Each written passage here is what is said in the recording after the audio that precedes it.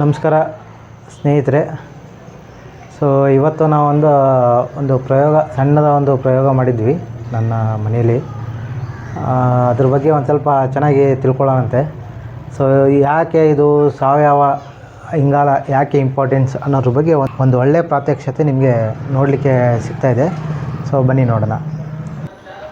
ನೋಡಿ, ಇದು ಪ್ಲ್ಯಾಂಟ್ಸ್ ಏನಂದರೆ, ಈಗ ಮೊನ್ನೆ ನಾನು ನಮ್ಮ ಒಬ್ಬರು ಹೊಲಕ್ಕೆ ಹೋಗಿದ್ದೆ. ಅವರು ಮೆಣಸಿನ್ಕಾಯಿ ಸಿಕ್ಕಾಪಟ್ಟೆ ಹಾಕಿ ಅದು ವೇಸ್ಟ್ ಆಗಿತ್ತು ಅಂಥೇಳಿ ಚೆಲ್ತಾಯಿದ್ರು. ಅದರಲ್ಲಿ ಒಂದು 10-15 ಗಿಡ ನಾನು ತೊಗೊಂಬಂದಿದ್ದೆ. ಸೊ ಇಲ್ಲಿ ನೀವು ವೀಕ್ಷಿಸ್ಬೋದು. ಸೊ ಇಲ್ಲಿ ಒಂದು ಸಣ್ಣ ಇದ್ರಲ್ಲಿ ಹಾಕಿದ್ದೀನಿ ಗಿಡದಲ್ಲಿ, ಇನ್ನೂ ಒಂದು ದೊಡ್ಡದ್ರಲ್ಲಿದೆ. ಹಾಗೆ ಬೇರೆ ಇದರಲ್ಲೂ ಹಾಕಿದ್ದೇನೆ ಆ ಸಸಿಗಳನ್ನ. ಇದೇನಪ್ಪ ಅಂದರೆ, ಫಸ್ಟಿಗೆ ಇದರಲ್ಲಿ ಏನಿದೆ, ಈಗ ರೀಸೆಂಟಾಗಿ ಮಣ್ಣು ತುಂಬಿರೋದು ಹೊರಗಡೆಯಿಂದ ತೊಗೊಂಬಂದು. ಇದರ ಯಾವುದೇ ರೀತಿ ಸಾವಯವ ಇಂಗಾಲ ಮತ್ತು ಯಾವುದೂ ಏನೂ ಇಲ್ಲ. ಸೊ ಇದರಲ್ಲಿ ನೀವು ಗ್ರೋತ್ ನೋಡ್ಬೋದು, ಮತ್ತು ಡಿಸೀಸ್ ಆಗಿರ್ಬೋದು, ಅಂದರೆ ಗಿಡದ ಕುಂಠಿತ ಮತ್ತು ರೋಗ ಎಲ್ಲ ರೀತಿ ಎಲೆ ಮುಟ್ರಾಗಿದ್ದಾವೆ, ಮತ್ತು ಬೇರೆ ಸಮಸ್ಯೆಗಳು ಕಾಣ್ತಾ ಇದ್ದಾವೆ. ಸೊ ಇದು ಏನಂದರೆ, ನಾನು ಯಾವುದೇ ಒಂದು ಪ್ಲ್ಯಾಂಟೇಷನ್ ಮಾಡಬೇಕಂದ್ರೆ ಅಥವಾ ಪ್ಲ್ಯಾಂಟೇಷನ್ ಆಗದೆ ಹೋಗಲಿ, ಇದೊಂದು ಏನು ನಿಮಗೆ ನೀರಿಂದೇನೋ ಇದು ಕಾಣಿಸ್ತಿದೆಯಲ್ಲ, ಸೊ ಇದ್ರಲ್ಲಿ ನಾನು ಮಣ್ಣು ತುಂಬಿಡ್ತೀನಿ. ಮಣ್ಣು ತುಂಬಿಟ್ಟು ನಮ್ಮ ಮನೇಲಿ ಏನೇನು ವೇಸ್ಟ್ಗಳೇನು ಬರ್ತಾವಲ್ಲ, ಕೊತ್ತಂಬರಿ, ಕರಿಬೇವು, ಕಡ್ಡಿಗಳು ಮತ್ತು ಮಾವಿನ ಸೊಪ್ಪು, ಬೇರೆ ಏನೇನು ಬರ್ತದಲ್ಲ ವೇಸ್ಟ್ಗಳು, ಆರ್ಗ್ಯಾನಿಕ್ ಮ್ಯಾಟರ್ಸು, ಅದನ್ನು ಇದರಲ್ಲಿ ತುಂಬಿ ಇಡ್ತಿದ್ದೆ. ಇದು ಡಿಕಂಪೋಸ್ ಆಗಿದೆ. ಆ್ಯಕ್ಚುಲಿ ಪೂರ್ತಿ ತುಂಬಿತ್ತು, ಈಗ ಡಿಕಂಪೋಸ್ ಆಗಿ ಮಣ್ಣು ಕೆಳಗಡೆ ಹೋಗಿದೆ. ಸೊ ಇದು ಒಂದು ಗಿಡ ನೋಡಿ, ಇದು ಯಾವ ರೀತಿ ಹೆಲ್ದಿ ಆಗಿದೆ. ಮತ್ತು ಇದಕ್ಕೆ ನಾನು ನೀರು ಮತ್ತು ಫರ್ಟಿಗೇಷನ್ ಕೊಡ್ತೀನೋ, ಸೇಮ್ ಫರ್ಟಿಗೇಷನ್ ಅದಕ್ಕೆ ಕೊಡೋದು. ಒಂದು ಕಿಚನ್ ಗಾರ್ಡನ್ ಗೊಬ್ಬರ ಅಂತ ಧರಾತತ್ವ ಶಕ್ತಿ ಅಂತ ಇದೆ, ಆ ಗೊಬ್ಬರ ಕೊಡ್ತೀನಿ. ಜೊತೆಗೆ ಗಿಡ ಆಗಬಾರ್ದು ಅಂತೇಳಿ ಬೇವಿರೆ ಬೇಸಿನ ಮಣ್ಣಿನ ಜೊತೆಗೇ ನಾನು ಕೊಟ್ಟಿರ್ತೀನಿ. ಇಲ್ಲಿ ನೋಡಿರಿ ಯಾವ ರೀತಿ ಗಿಡ ಎಲೆ ಸಮೃದ್ಧವಾಗಿ ಅಗಲವಾಗಿ, ಮತ್ತು ಎಲ್ಲೂ ಏನೂ ಸಮಸ್ಯೆ ಭಾಳ ಕಡಿಮೆ ನಿಮಗೆ.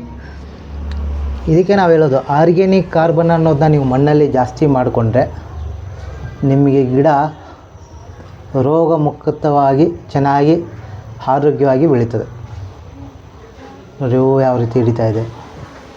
ಸೊ ಇದೇ ರೀತಿ ಕೆಲವೊಂದು ಪಾಟ್ಗಳಲ್ಲೂ ಇದ್ದಾವೆ. ಇದು ನೋಡಿ, ಇದರಲ್ಲೂ ಸಹ ನಿಮ್ಗೆ ಆರೋಗ್ಯವಾಗಿ ಬಂದಿದೆ. ಮಧ್ಯದ ಸಮಸ್ಯೆ ಕಂಡಿದೆ ಕಾರಣಾಂತರಗಳಿಂದ, ಬಟ್ ಗಿಡ ಎಲ್ಲೂ ಆರೋಗ್ಯನ ಎಲ್ಲೋ ಅತಿ ಕೆಡಿಸ್ಕೊಂಡಿಲ್ಲ. ಇದು ನೋಡಿರಿ, ಇಲ್ಲಿ ಒಂದು ಸ್ವಲ್ಪ ನಿಮಗೆ ಅನಾರೋಗ್ಯ ಇದೆ, ಅಂದರೆ ಇದು ಇನ್ನೂ ಪ್ರೋಸೆಸ್ ಆಗಿಲ್ಲ ಅಂತ. ಆರ್ಗ್ಯಾನಿಕ್ ಮ್ಯಾಟರು, ಗಿಡ ಇನ್ನೂ ಆರ್ಗ್ಯಾನಿಕ್ ಗೊಬ್ಬರ ಸಂಪೂರ್ಣವಾಗಿ ಚೆನ್ನಾಗಿ ಪರಿವರ್ತನೆ ಆಗಿಲ್ಲ ಅಂತ. ಎಲ್ಲೆಲ್ಲಿ ನಿಮಗೆ ಪರಿವರ್ತನೆ ಆಗಿರ್ತದೆ ಅಲ್ಲಿ ಗಿಡ ಆರೋಗ್ಯ ಸಂಪೂರ್ಣವಾಗಿ ಚೆನ್ನಾಗಿರ್ತದೆ. ಎಲ್ಲಿ ಮಣ್ಣಿನಲ್ಲಿ ಸಾವಯವ ಇಂಗಾಲ ಕೊರತೆ ಇರ್ತದಂದರೆ ಆಗ ನಿಮಗೆ ಬೇರೆ ರೋಗಗಳು ಸಹ ನಿಮಗೆ ಕಣ್ಣಿಗೆ ಕಾಣಿಸ್ಕೊಳ್ತದೆ.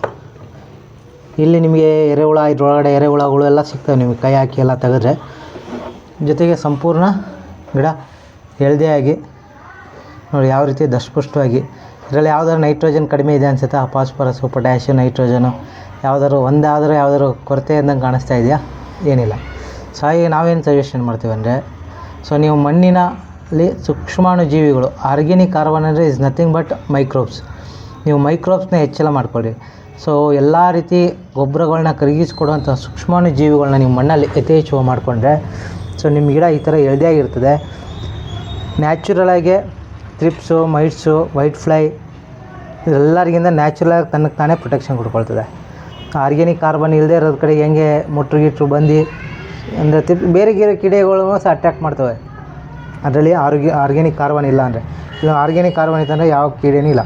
ಎಲೆ ನೋಡಿರಿ ಎಷ್ಟು ದಪ್ಪ ಇದೆ. ಸೊ ಎಲೆನೇ ಸ್ಟ್ರಾಂಗಾಗಿ ಬರ್ತಾಯಿದೆ.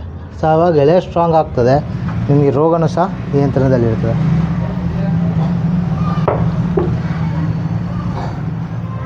ಎಸ್, ಧನ್ಯವಾದಗಳು. ನಿಮ್ದೇನಾದ್ರು ಫೀಡ್ಬ್ಯಾಕ್ ಇದ್ದರೆ ನಮಗೆ ಕೊಡ್ಬೋದು. ನಿಮಗೆ ಇದು ವಿಡಿಯೋ ಇಷ್ಟ ಆದರೆ ಲೈಕ್ ಮಾಡಿ, ಸಬ್ಸ್ಕ್ರೈಬ್ ಮಾಡಿ ಮತ್ತು ಶೇರ್ ಮಾಡಿ. ಧನ್ಯವಾದಗಳು.